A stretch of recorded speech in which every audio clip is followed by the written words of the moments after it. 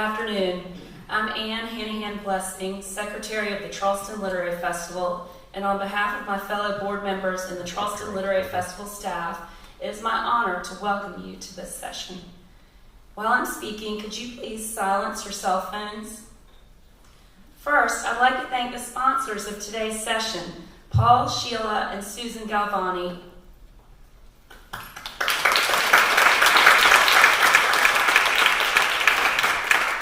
Paul is a fellow board member, and we appreciate all that he and his family do behind the scenes to make this festival so successful.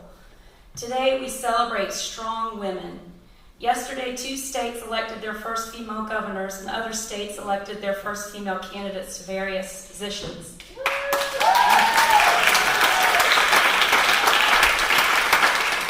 Today, our author, Elisabeth Griffith, will be sharing stories about the amazing women who planted the seeds to make this happen.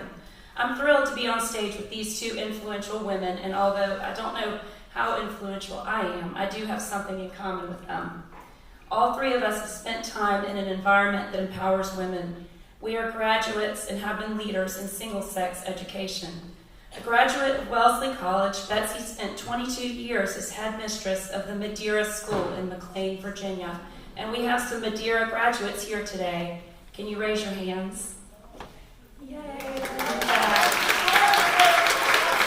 Just a minute, the eager Wellesley people. I also know that there are Wellesley graduates here, and I hope you'll raise your hands as well. Both Jennet Robinson Alterman and I are graduates of Ashley Hall School here in Charleston. Founded in 1909, Ashley Hall has been at the forefront of shaping girls into educated and responsible leaders. We have Ashley Hall faculty, students, and alums in our audience today as well. Can you raise your hands, please? At the Charleston Literary Festival, we especially love having students. We hope that our books, ideas, and conversation will inspire you. And now for our speakers. Let me start with our interlocutor, Jennet Robinson Alterman, who went on from Ashley Hall to support women's rights advocacy across the state for the last 3 decades.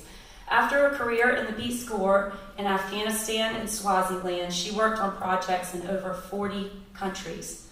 Luckily for us, she returned to Charleston and led the Center for Women from 2001 to 2013. In 2013, she led the task force that ultimately created WREN, the Women's Rights and Empowerment Network.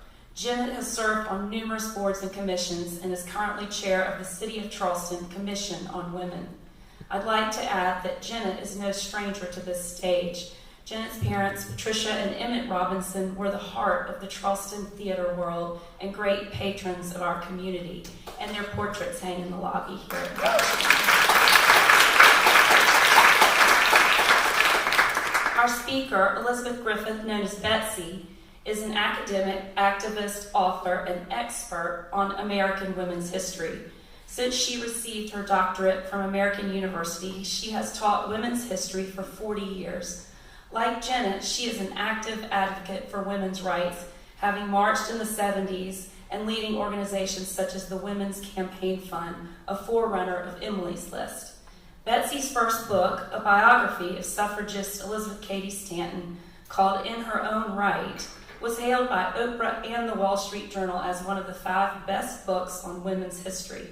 According to the New York Times, her latest book, Formidable, is an engaging, relevant, sweeping chronicle. Griffith delivers a multiracial, inclusive timeline of the struggles and triumphs of both Black and white women, a profoundly illuminating tour de force.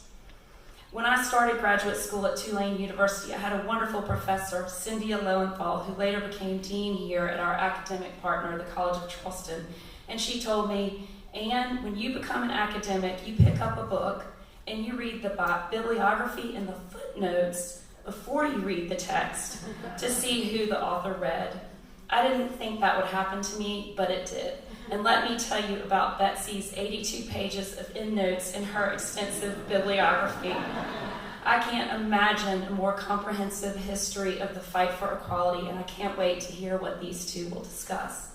At the end of their conversation, there will be a chance for the audience to ask questions.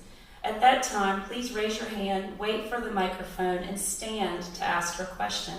Also, Betsy will sign books after the session in the box office to the right of the lobby, and we hope you will buy her book. And now, please join me in welcoming Jennet Robinson Alterman and Elisabeth Griffith.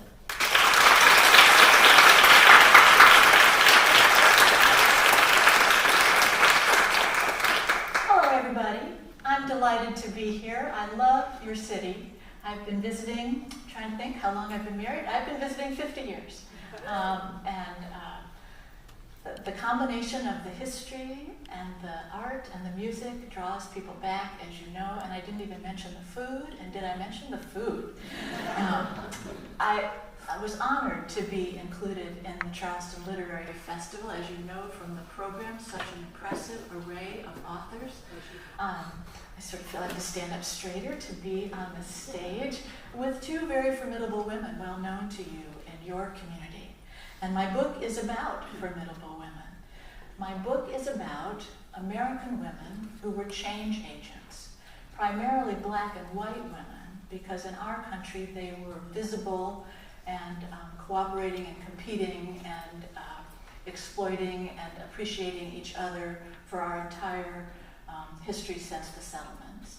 But there are many other women included. And so while this book is a political history with, I didn't realize it had 84 pages of footnotes. Please do not be daunted by that, because you can't write about women without writing about fashion and underwear. So you will also find in the pages of my book Miss America, the Flappers, Nancy Drew, Rosie the Riveter, Marilyn Monroe when she was a Rosie, I Love Lucy. You'll find Althea Gibson and Helen Frankenthaler. There's just an array of women, because a lot of the ways our lives have changed in the century covered by this book has been elements of social change that really had nothing to do with legislation or Supreme Court decisions. So let me introduce you to my book. And I'm showing you this cover. This is the cover of the book you will buy, I hope. And this is the cover of the book that's printed in the program. You will notice there's a different in font. If you could see that clearly, you will see that Hillary's name is misspelled. And you would think, oh God, why did they change pictures? Because my book is so much about black and white women, the designers of the jacket were seeking a photograph of black and white women. And that's what this looks like. But this is a leadership meeting of the National Association of Colored Women, founded in 1896. This picture was probably taken around 1915. And the difference of complexion among the women in this group reflects their ancestry from the period before emancipation. So this picture would not do. But the original picture was hard to find because of the depth of racial division and segregation in our country. Finding photographs of women, of diverse groups of women in public together, you don't find those photographs until the late 60s or the 70s. Lives did not cross paths very much, more in the South than in the North probably, given different levels of segregation. But people would not have been taking pictures of those engagements. So it's not until a lot of social change brought on by both the civil rights movement, the women's movement in the 60s, that women have new opportunities to cooperate. There had been historic opportunities to cooperate, and I know you all already know the Grimke sisters, who are mentioned in my book, because everything that happened in this century came out of the abolition movement. The abolition movement of the 1820s and 30s fired the suffrage movement. The suffrage movement is what's celebrated with the passage of the 19th Amendment in 1920. And then who gets rights, who got voting rights, who didn't, or whose voting rights were protected, were an issue we'll discuss. And that's where my second Charleston slide, advance. I hope you all recognize the name of Septima Clark. She was a lifelong Charleston resident, born in 1898 to a laundress who had been born into an enslaved family. She earned a teaching degree. She's taught on St. John's Island in Columbia and Charleston for 40 years in segregated, under-resourced schools. In the 1950s, she was part of an NAACP lawsuit that argued that teachers, whether you taught in a black or white school, you would get equal pay. The next year, the state legislature passed a law that no city or state employee could be a member of the NAACP. Ms. Clark refused to resign and was fired without a pension. She moved to Tennessee and joined the faculty. She'd been teaching in the summer at a place called the Highlander School, south of Nashville. Some of you may know that name. It was started in the 30s as a labor organizing school, and then boldly decided they would add civil rights to their curriculum in the late 40s and 50s. This was a brave move. But she became full-time there in 1956. But in 1955, she had instructed Rosa Parks, she'd had a lot. Rosa Parks had been schooled in civil rights in the NAACP in Montgomery, Alabama, but she had particularly attended the Highlander School to see how she could become more active. And her tuition is paid by the same white woman who will bail her out when she's jailed for not changing her seat on the bus. Septima Clark, so the state of Tennessee shuts down Highlander as a communist front, and Septima Clark is hired by the Southern Christian Leadership Conference, and she is credited between 1960 and 1970 with organizing the Freedom Schools. You remember the Freedom Summer, of educating African Americans to read, to understand the Constitution, to register to vote, and to vote. They think she might have, with Andy Young, have registered 70,000 people.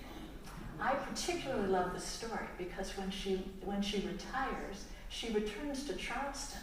She runs for the school board and is elected in 1975. And in 1976, the governor of South Carolina, by order, says that her pension and her back pay need to be reinstated. And I understand just recently a plaque has been put up in front of her house. So this women's history, African American and white women's history, and every woman's history, and every man's history weaves together in my book. My book begins in August 1920 with the certification of the 19th Amendment by the Secretary of State. It ends in October of 2020 with the confirmation of Justice Barrett. And in that time, a lot happens for American women. We have made enormous progress, and we have not made enough progress. I put Barbie up here because, of course, she's in the book among those social characters. But did you know that Barbie has run for president more times than any American woman? These are the presidential Barbies, and she has, frankly, fabulous inaugural gowns. They always have sparkle.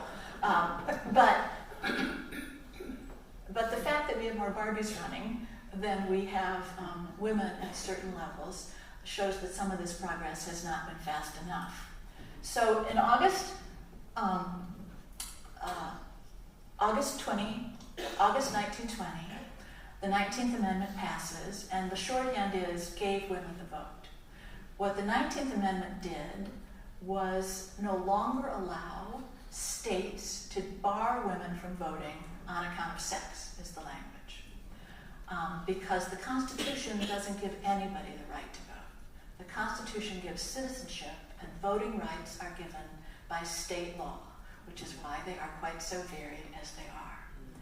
But the amendment, which passed by one vote, cast by a 24-year-old Republican member of the Tennessee legislature, who was then chased out of the chamber across the ledge into the attic, but appeared the next day at a press conference and said he changed his vote to favor ratification because his mother asked him to support ratification.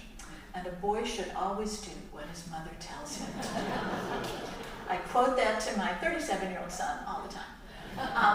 But suffrage was an incomplete victory. The 19th Amendment was an incomplete victory. 26 million women got the vote, the largest increase in the electorate in the history of America.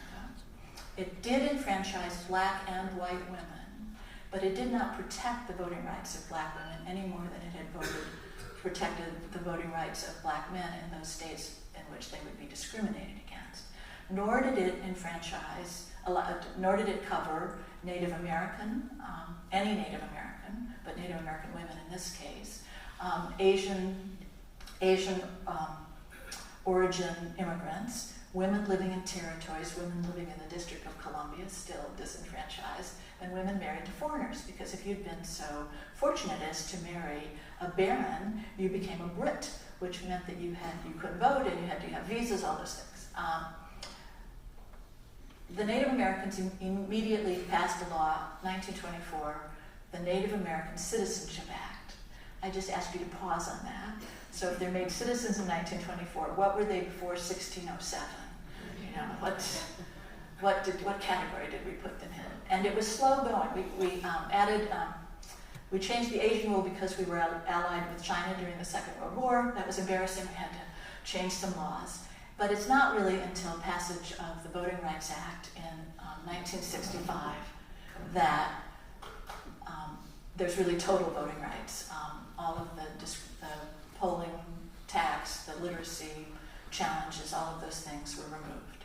And ever since 1965, various state legislatures have found ways to work around and to change and again limit voting rights. So it's a challenge. I want to make 2 more observations and then we can open for questions. Maybe 3. Historians can never not give you the extra factoid. So Carrie Chapman Catt was head of the National American Women's Suffrage Association, and she's the strategic brains of the suffrage movement. She was really, I think, in any competition, male or female, a brilliant political strategist. She ran for 5 years a 2-tier, multi-layered, multi-racial, multi-state ratification campaign that got 2/3 of the House and the Senate and 3/4 of the states to ratify the amendment, which had been introduced long before that. And she pulled together a bunch of people, black and white women, labor women, Jewish women, immigrant women, women who spoke different languages, into this coalition that lasted just long enough to win. All of those people had self-interest, they wanted the vote. But as soon as they won, the coalition splinters. White women divide between a legislative agenda that will include things like maternal and infant health, very important at that time, an equal rights amendment agenda introduced in 1923 by Alice Paul, which thought suffrage is not enough, we need a blanket amendment that will fix everything. It would not have fixed everything in 1920, and the social justice ones who were going for the legislative agenda did not like the Alice Paul one, so division there. And then you had people who cared nothing at all about politics and were backing Margaret Sanger and hoping to open more birth control clinics around the country. Black women might benefit from all of those things, but those were not the priority. Black women had a much broader and deeper agenda. It was community-wide. It was to protect their communities from lynching, to end Jim Crow, to end poorly resourced everything, towns, sewer systems, schools, to protect their community. But they, unlike their white former suffragist allies, could not act in public. It was too dangerous. So where white women could continue to lobby or run for office, some did, could be very public in their lives. Black women were working out of church basements, behind the scenes, as agricultural agents, as public health nurses, as teachers, so quietly because it was so dangerous to be challenging an established segregated social system. And the 1920s was an era in which the Ku Klux Klan was dominant all over the country. It had elected governors and senators from something like 32 of the 48 states, so it was not a regional issue. And black women also purposely were standing behind black men because they felt they'd been emasculated by Jim Crow, and they wanted ministers and political leaders and businessmen to take the forefront. But these black women were the core, the backbone, the conscience of the civil rights movement. And when Martin Luther King is put in charge of the Montgomery bus boycott by the women in his congregation, and they succeed, he says, well, I'm done. Okay, I can go back to being a local pastor. And they say, no, you need to go bigger. You need to, go bring a bunch of other ministers into this.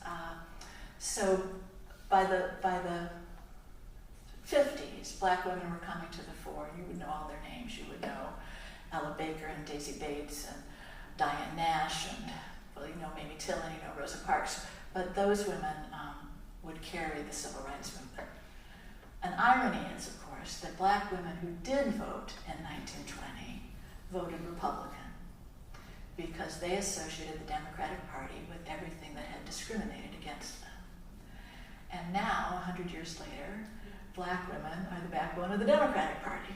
And I haven't seen the breakdowns from yesterday's vote, but it will be interesting to see if they didn't vote enough, then Democrats will have lost in some districts. And they may have carried other districts. But it is the black vote that has driven recent victories. Last thing, because I got the nudge. And I'll say this for a question about women in political power. Thank you so much. So the book is more than just politics. It's parties. I'll tell you what I think is the coolest aspect of this book. And I was a history major. I'm used to reading the tomes and sort of forcing myself to go to the citations and footnotes. I loved reading this book. I couldn't put it down. It was like a rich dessert. I think I wrote that to you, saying, I'd read a whole chapter and I'd say, all right, don't go on to the next one. Save it. Savor what you've just had. And it really was something like that. So you get history, but you also get wonderful little nuggets. And this is one of my favorite, other than Marilyn Monroe being a Rosie the Riveter. Did you know that a woman invented the fitted sheet? A black woman invented the fitted sheet. Because I wonder who was making the beds. Exactly. You mentioned it earlier in light of yesterday's elections. I think we ought to talk a little bit about how that might impact women. I think people were thinking there would be a big sweep for the conservative side. Turns out it wasn't. We wanted to know, were women voting in larger groups because of Roe v. Wade and the overturning of it? Do you have any thoughts on that and what might be the path forward for women voting? I haven't had a chance to look at all the results and all of the data, but I worry that we are entering a third century. So my book covers a century, and it begins at the end of what historians call the first century of struggle, which was women getting any rights at all. It is very hard for contemporary women to imagine a life in which you had no right to your body, your physical space, no right to your clothing, to your children. If you were trying to escape a hostile marriage, you could not take your children. If you had inherited anything from your parents, it was not yours. No property, no earnings, no rights. And that was white women, so imagine the even more dire straits of enslaved women. So it was those lack of rights that are really not changed a whole lot. Divorce reform comes in and some property rights changes come in for women because their fathers do not want their property going to ne'er-do-well sons-in-law. So some states pass property laws. But by 1920, all women really have is the vote to start making other changes. And then white women don't vote. The turnout in 1920 was the lowest since 1820. This huge increase in the number of voters, and they don't vote because they have internalized all the messages. Women do not belong in the political arena. Women know nothing about politics. Women are represented by their fathers, brothers, sons. They don't need husbands. They don't need to vote. There's no sense of an individual woman taking action. So then we made a whole other bunches of steps, and here we are slipping back.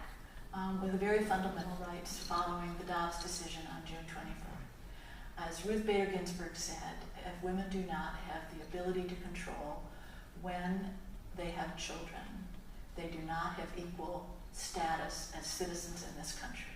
Because when women have babies, if women have babies, has entirely to do with how much education they get, what their employment opportunities are, the health of their families, the health and welfare of their families. It has huge impact. If these bans go into place, there will be an economic downturn in this country because women will not be able to be contributing to our economy. But Ironically enough, Hold on. We got suffrage because Carrie Chapman Catt had a person in every state legislative district, lobbying, because they couldn't run then, lobbying, pushing, getting to know that state legislator, lobbying. And I think we're going to have to start all over again with having women who care about these issues in these state legislative districts. And I do need to point out that women are not a monolith. Women divide in every possible way. Age, religion, region, education, economics, race, marital status, whether they've had babies, their own personal experience. Women don't agree on anything any more than men agree on anything. But there are people who think about feminist rights, and there are women who seem to be satisfied without having them. ironically, today, the South Carolina Senate, they may have already finished, was to debate the abortion ban. There was a conference committee. The House of Representatives passed an absolute ban.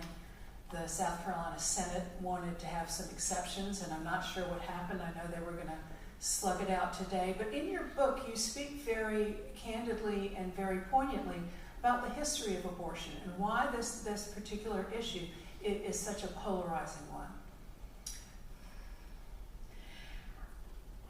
Well, of course, as a historian, I think it's because people don't know the whole story, and it's been presented in such an emotional manner tied to religious values that not everybody in this country shares.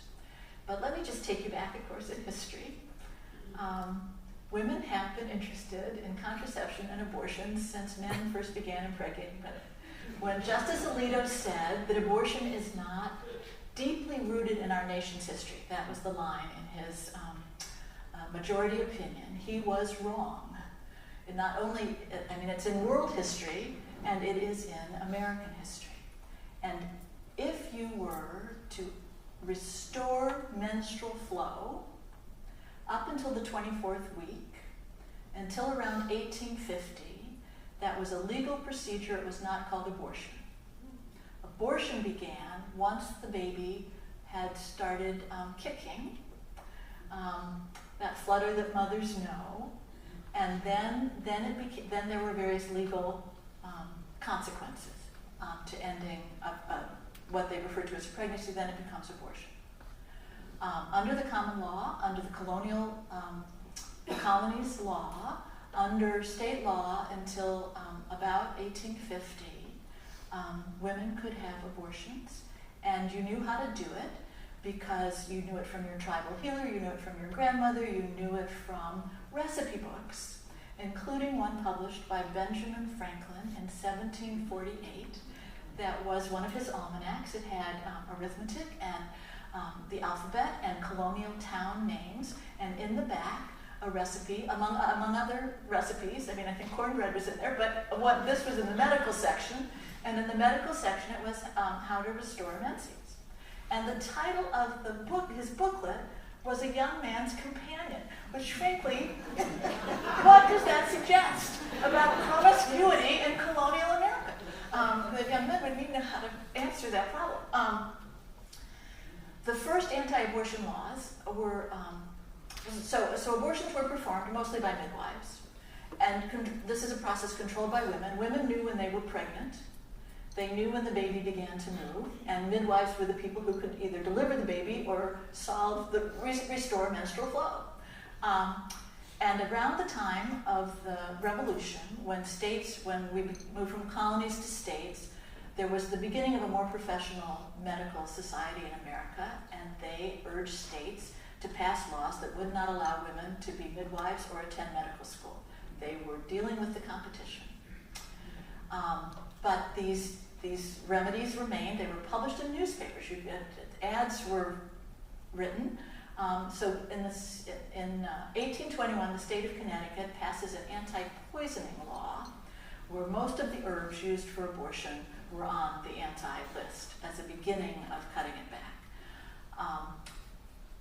The American Medical Association, formally organized around 1850, makes an outright push to push every governor, writes to every governor, lobbies every governor, you have to stop this abortion. Partly they are pressed by competition, they want obstetric patients, and partly because immigration has begun to bring to America starving Irish, multiplying Germans, a bunch of people that they think that they are going to, that white people will be replaced. Does that sound familiar? So immigration politics in the middle of the 19th century drives abortion politics. By 1870, every state in this country outlaws abortion with exceptions, and the Catholic Church waits until, I think, 1872, because they allowed restoration of menstrual flow until ensoulment was again being kicked. So you had a long period of time.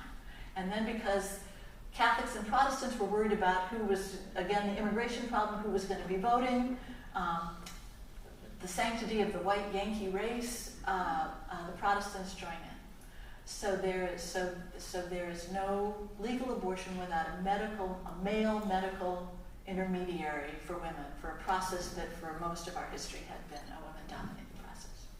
That's how you get to birth control, because Margaret Sanger, working as a public health nurse in the slums of New York, worries that all these very poor women are undergoing self-induced abortions because they can't afford any more children, and they have no information. There is no information about contraception because the Anti-Obscenity League would not allow any information to be printed or circulated in the mail, including anatomy textbooks. So people knew nothing. Good point. So we're stuck now. We're going to have to start all over again, unless we win some of these elections. I did hear a flash that Michigan, California, Vermont, however they voted not to allow more repression of abortion. They're upholding access to abortion. Exactly, and that is so important. But a lot of states, of course, are not going to do that, and they're going to go to the other extreme. Just to sideline a little bit, what were your biggest surprises as well as shocks writing this book? I mean, you've got all these footnotes, but which, she's right, read those first. They're fascinating. But start with the author's note. I'm very proud of the author's note. Please start there. It's the first thing. I put it first because I'm so proud of it, because it talks about writing history in a time when people don't even want it taught. It talks about issues of language, issues of blaming people who lived in an entirely different era based on standards that we uphold today, which I don't really believe in. I think you have to allow people their context and their human flaws. But start with the author's note. And you don't even ever have to read the footnotes. Sorry. That's all right. Well, first of all, I learned that as a PhD in American history who'd been teaching for 40 years, there was sure a lot I did not know at all. So I would say writing this book was like a second degree. I learned an enormous amount about Black history in America, and I thought I knew a lot. I had been teaching it, I thought I knew a lot, and there's so much I don't know. And one of the reasons I wrote the book is after I retired from being a head of school, I've been teaching grown-ups at independent bookstores, at the Smithsonian, people like you who are just very interested in knowing more and sort of want to know how we got where we are, and if we knew that, how we could advance in a more positive direction. I find women's history engaging and outraging and energizing. And I hope when you read this book, you do too. So my editors and my agent are, my children's age, and when they would send back pages, there'd be these big exclamation points, and they say, "Did that happen?" Yes, get a grip. So I hope you not only will buy the book for yourselves, but you'll buy multiple copies for your children and grandchildren. Good point. I think that your point about Mrs. Catt, who was one of the top leaders of the suffragette movement, her whole strategy being to get the states to amend their constitutions to include the right to vote.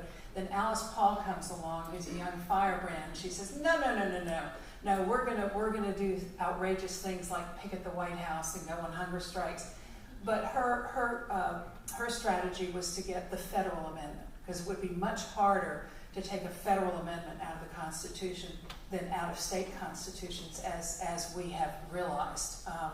And I think that's an important distinction to make, particularly with the ERA. Backing up. The three generations of suffrage leaders, there's Stanton Anthony, Sojourner Truth, Lucy Stone, they're the grandmothers. Carrie Chapman Catt is appointed by Susan B. Anthony to be the next generation, and they are much more strategic political women. They are willing to make deals with segregationists and nativists because they're appealing to white men. They need to get the vote, so they're going to pass suffrage. And then Alice Paul, an American PhD student from University of Pennsylvania, goes to England, bumps into all those Pankhursts, who were basically domestic terrorists, throwing bombs into mailboxes, and she was force-fed 7 times before she came home. Creates this fabulous street theater, the parades, the pickets, all of this. Alice Paul didn't change one vote. She did put a federal amendment in front of everybody else. But when I said Catt was brilliant, she was running a 2-tier strategy. She wanted state, because when she could get her members to get state suffrage passed, which was, by the time they voted in the Congress, 26 states had some form of women's suffrage. That meant that the Congress members from that state had a new constituency that they were responsible for. And so when they were voting on the federal amendment, they had to change their tune. So, Paul's a fascinating, dramatic character. And a troublemaker. But she's not the brains of the operation. And Catt dismissed her as stupendously stupid because she only wanted, because she'd been in England, she had this parliamentary attitude that because Wilson was in office a Democrat, he was responsible. And so she asked Republicans to do anything when you needed a bipartisan, you needed every vote you could get. And so to go with only one party was a foolish strategy. But like you said, it was great street theater. It was fabulous. Definitely. We all remember the street theater. Exactly, and the suffragettes were the first group to picket the White House, so we can't really completely write them off. And they got arrested, despite the fact they were being beaten up by street thugs. They got arrested for disturbing the peace. Right.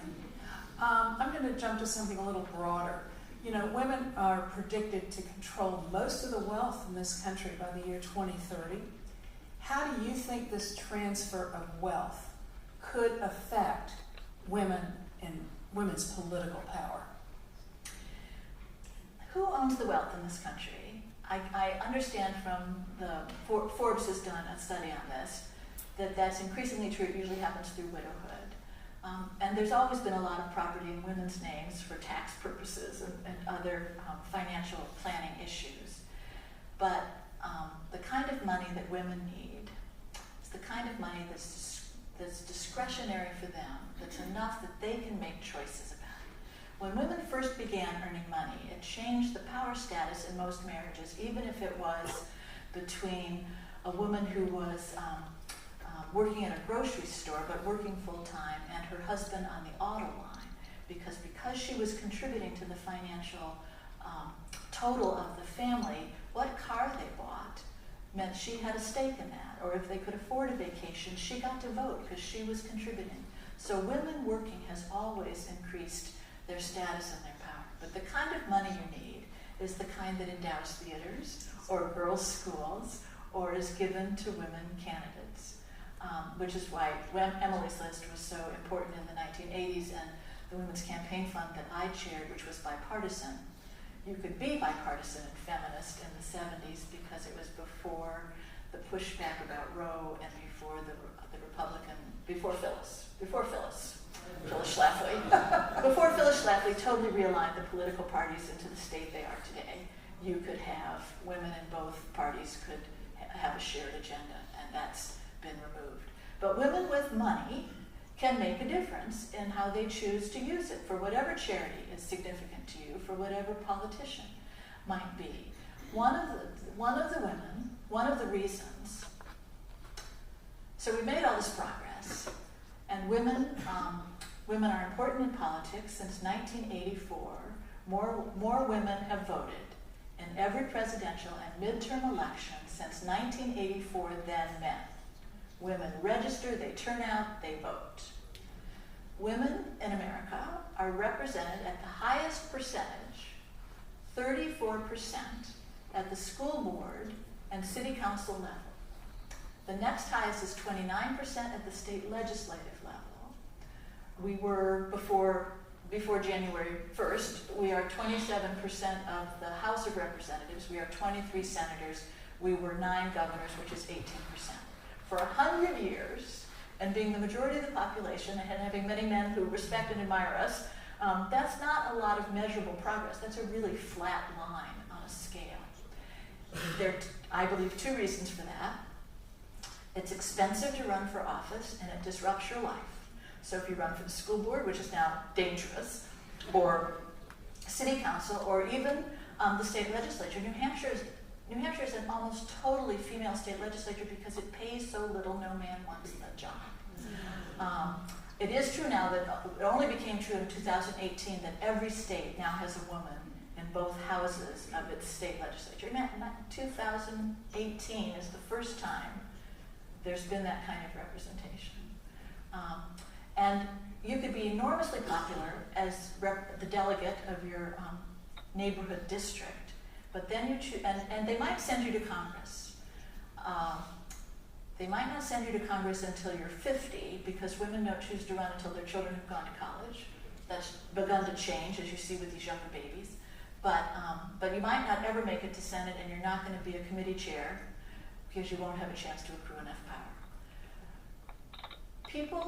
Women who run for president may have been enormously popular in their state as senator, but there's a switch that goes off in the minds of American voters about seeing women in executive position.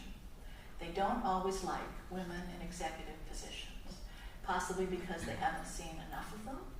There's certainly been more women presidents on television than even more than Barbie on television, but to what end? So we need women to run. We need women to run who are going to represent all women and our issues. But it is very hard to encourage them to do it with the disincentive of money and hatefulness and the current state of our world. Well said. I do want to add a little sideline. Phyllis Schlafly was here about 10, 12 years ago, and she was speaking at the Citadel, and a friend of mine called me and said, I've gotten permission for you to come, but you're only allowed to audit. You're not allowed to ask any questions. So I, of course, jumped at it and went to hear her, and she gave the whole story about how the evangelicals hijacked the Republican Party. And at the end of the session, all the students, by the way, were all male in that particular classroom. She said to them, now, boys, if you have a girlfriend, you need to make sure she's not a feminist, because some of them are pretty. Classic Phyllis, would you say? Why don't we open it up to questions from the audience?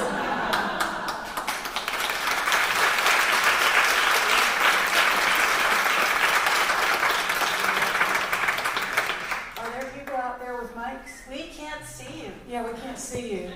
Okay, Phyllis Schlafly's story while you're lining up at the mic. Phyllis was such a conservative Republican that she didn't even win when she ran for Congress in the Eisenhower landslide or again in 1960, and she won in the lost in the Republican Federation. So she was a brilliant woman looking for a cause. Phyllis Schlafly and Carrie Chapman Catt are the powerhouse political brains among women in the 20th century. And she is able to pull together everybody who's mad. So evangelical Christians, conservative Catholics upset about abortion, Southern Democrats who were offended by the Civil Rights and the Voting Rights Act. People, I sometimes think like my parents, but they did not do that. But people at that time, the parent generation, who thought long-haired boys burning draft cards and women without bras or shaving their legs, that was offensive. There was a breakdown of civility, and we needed a return to family values. So Phyllis brings all these people together, and she hands them to Ronald Reagan. And tried to do it in 76, did it better in 1980. She engineers the convention so that the Equal Rights Amendment is taken out of the Republican platform for the first time in forever. She removes choice. Republican support of choice had been long-standing. She puts in the litmus test for judges, and the Republican Party, with Ronald Reagan's obvious approval, goes like this: from being a party that had progressives and moderates and conservatives. Both parties used to have that, and that's how you got compromise and things got accomplished. But that became this dramatic division between points of view of the parties. And you can see it in women's rights. Throughout the 1970s, you're getting, the court has changed jury duty laws. Social Security, pregnancy discrimination. The Congress has given you the Equal Credit Act. The Title IX has given you all these advances. And then after 1980, the court no longer upholds them. And you begin to have a conservative Congress, a conservative court. Exactly. All right, Is there a mic? Is there a person? Is there a person? I see a hand. Question. Oh, go ahead. If you wanted to go first, that's fine. I'll go second. So I wanted to get back to women with money, and specifically to Carrie Chapman Catt. Yes. Because Mrs. Frank Leslie Yes. saved the entire movement. Yes. Carrie Chapman Catt's movement, her winning plan, as you know, was fractured, circling the drain, and she gave $2 million, comparable to $50 million in today's money, which really salvaged the whole movement. And the Woman's Citizen magazine cover that we showed is her magazine. She funded the entire thing. My question is, why is she not in the pantheon of great American women? She's totally unknown. She's in none of the roll calls, none, zero. Well, I know her.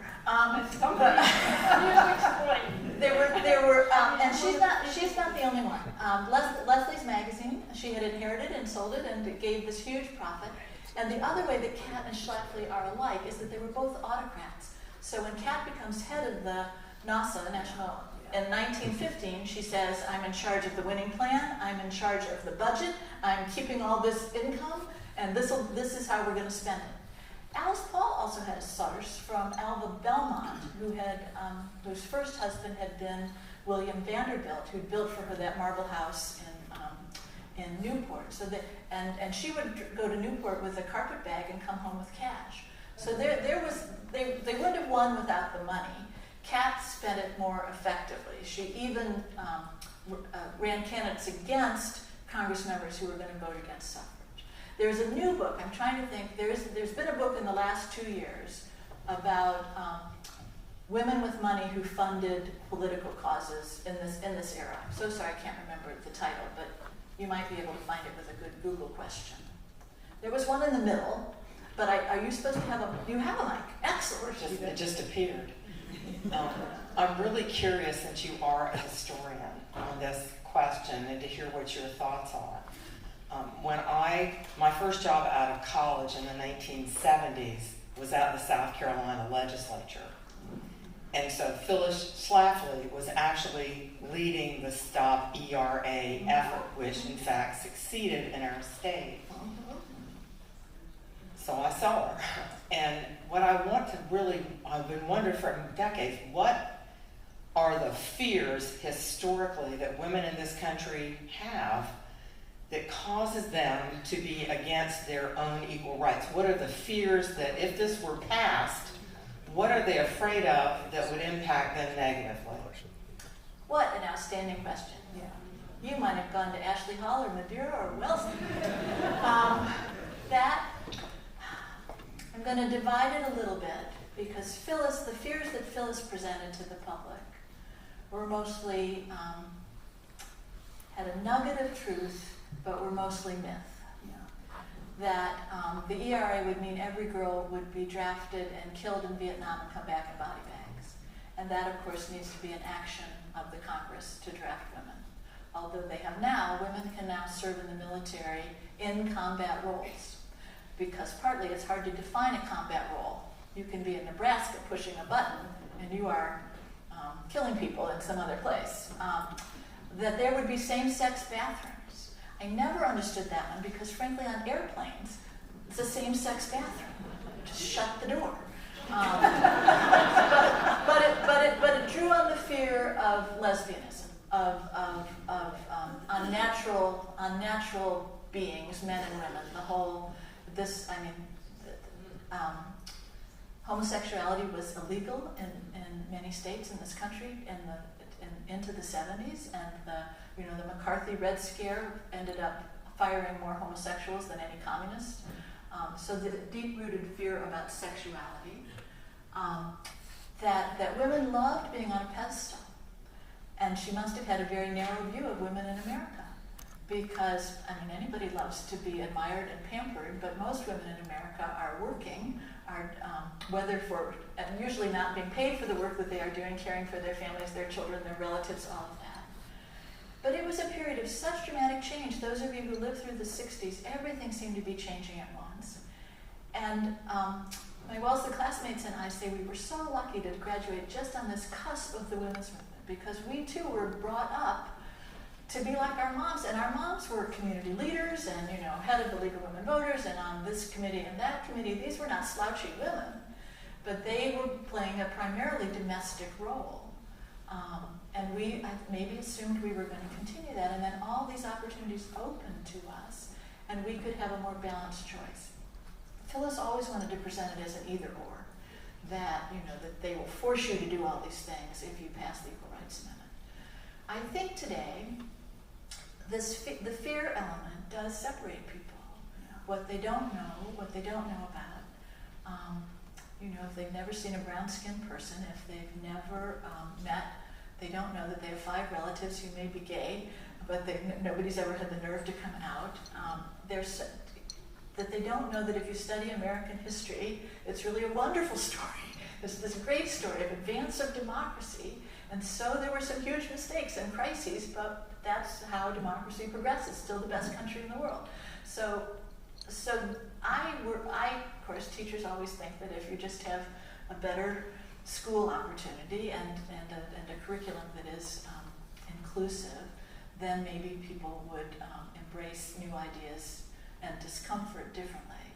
But because of inequity in our country that affects everybody, every ethnicity and race, you have poor school systems, you have inadequately resourced job centers, you have people, too many people unemployed on opioids. I mean, we have a lot of work to do, and we can't even agree that there's a problem. Another question out there? Yes. I just want to say words matter, definitions matter more. What is your take on the words that are describing what is a baby and what is a blastocyte, what is a fetus, and the mushing of the two, 3 or however many? Well, that's really a hard question for a person who never went to medical school. Yeah. But I do believe, that childbirth and reproduction are human procedures and scientifically studied. I believe there is a difference between a zygote and a fetus and a being that can become a viable child. And I think the timetables, I actually think the ones that those midwives had were pretty good. 20, 24 weeks, after which you need to protect that child. I think Justice Blackmun, who's the author of the Roe versus Wade, and had been the counsel for the Mayo Clinic, and Roe was not decided immediately. It was decided over 2 judicial sessions because the court was missing two members, and they wanted to get a full court to make the vote. And so he spent that summer in the medical library at the Mayo Clinic and came up with the trimesters. And people were alarmed about that, but the idea that at one point it really is absolutely the woman and the doctor's decision. This is a forming element. This heartbeat stuff, I have to say, there is no heart at 6 weeks. There is an electrical impulse at maybe where the heart might be at 15 weeks, but it's not there yet. So that makes sense. And then there's this middle part where you sort of compromise. The restrictions are more. You have to know more about the health of the baby, more testing. And then in the last 3 months, clearly, the government has a right to have some interest in the protection of that child. But if I were running for office, I would not be elected, because if somebody asked me, do you believe in abortion on demand at any time during a pregnancy, I would say yes. Because people who ask for an abortion are in crisis, some kind of crisis. They are not managing their life, they don't have a job, they don't have family support, or they are in the 8th month, they have painted the nursery and named the baby, and something has gone wrong. And they are dealing with a medical life-threatening emergency. or they're a 10-year-old who's been raped by a relative. We need to have the empathy to create laws that are scientifically appropriate and informed and consider the reality of women's lives. In the history of the world, women have had abortions. Women will continue to have abortions. Fortunately, the science, the medical abortion, pills, women are safer now than they were pre-Roe in finding solutions to their problems. But they shouldn't have to go to a new underground railroad to solve their personal situation. It's a huge problem. And when you were talking about the South Carolina legislature, the women, this was reported before this final vote, and I do not have the footnote, and so this is what I believe I heard on NPR, that the women in the Senate, in debating this draconian rule, these are Republican women debating with Republican men, said, this is not the right rule. You know nothing about female body parts. This is not going to work, and made it slightly less draconian, but who knows if that passed. Okay, soapbox, one more. I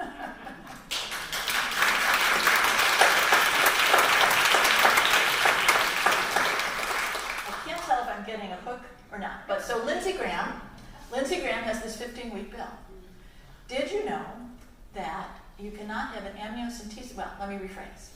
Most women in this country now get married at age 28 is the average age of marriage. So they're not having babies till they're 30, and some of them are not having babies till they're 34 or 35 or 36, which makes you a geriatric obstetrical patient. If you've been there, that's what they call you. It's daunting. If you are a geriatric OB patient, your doctor will say to you, perhaps you would like to do some of this fetal testing. And they will say, if you do it at 12 weeks, huge risks. If you do it at 15 weeks, pretty big risks. If you wait till 18 or 20 weeks, less risks. You should, you decide, but they've sort of laid out the risk path. If you have no abortions allowed after 15 weeks, the majority of pregnant women in this country who are 34 and over are not going to be able to get testing, which could help them deal with whatever's coming.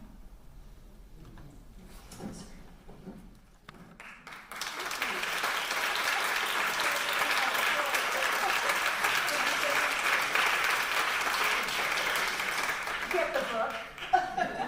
Please buy the book. It is absolutely amazing, and give it. All Americans should read this book. This is a critical part of our history. I'm not modest. Yes. Yes, it is. So New York Times said this book was a tour de force. So yes, they did. Absolutely. And thank you, Betsy. Thank you. On a lighter note, I'd like to take it back to the girls' education and say thank you to the curious Ashley Hall graduate Margaret Seidler, and also Polly Buxton, who went to Ashley Hall as our bookseller, and I know Betsy Prelo, who wrote about Mrs. Frank Leslie. We need her to meet Oh yes, please. this Betsy. And if you went to Madeira or Wellesley, please come meet me at the book signing, and maybe we'll take a photo. Love to meet you. Thank you so much to our two wonderful speakers.